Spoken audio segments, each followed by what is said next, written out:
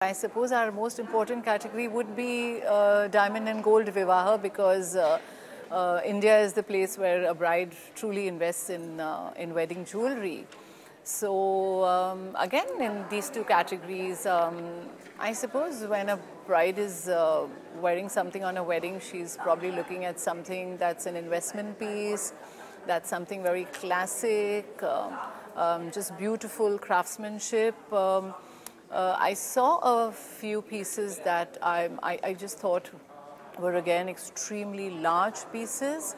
But well, I suppose there are brides who wear very large pieces, so really I don't know whether I should be commenting on that.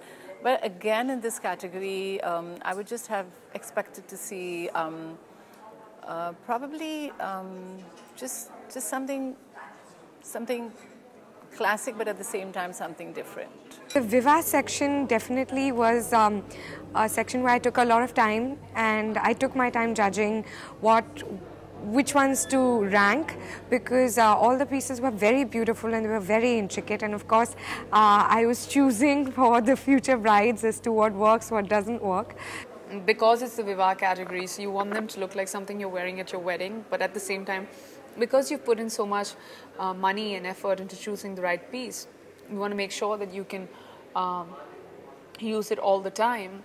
I saw some really interesting pieces with extra links, so you can make them smaller, larger, make it either a choker or a necklace, and that kind of is the new thing, which is a very smart thing for people to do. Coming to judging it, the pieces were exquisite.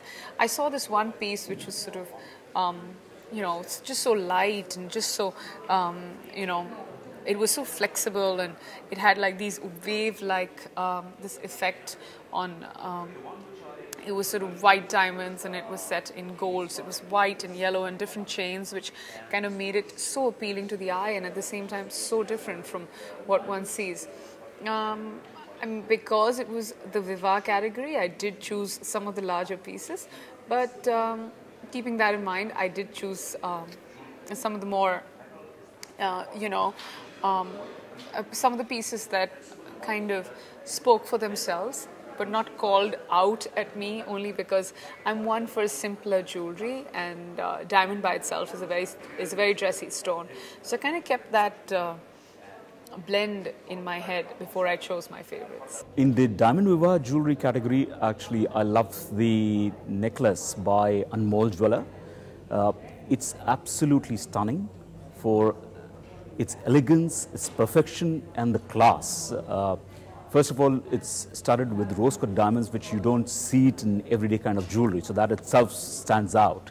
And besides the gradation in which it has been used, which is to the perfection, also the emeralds used in it actually accentuates the luxury of that particular necklace and the entire set. And that's what I thought was very appealing about this jewelry. The piece by Charu Jewels was, what made it different is the way that it had sort of three different, well, I wouldn't say levels, but it had, it was a choker piece, it is a choker piece, and it has a color gemstone. And even though it is something that you can wear as a bride, it's very, very modern and contemporary, which is what made, and it was very clean, the way the jewels were set and even the way the color gemstone was used. So that made it a top contender for me.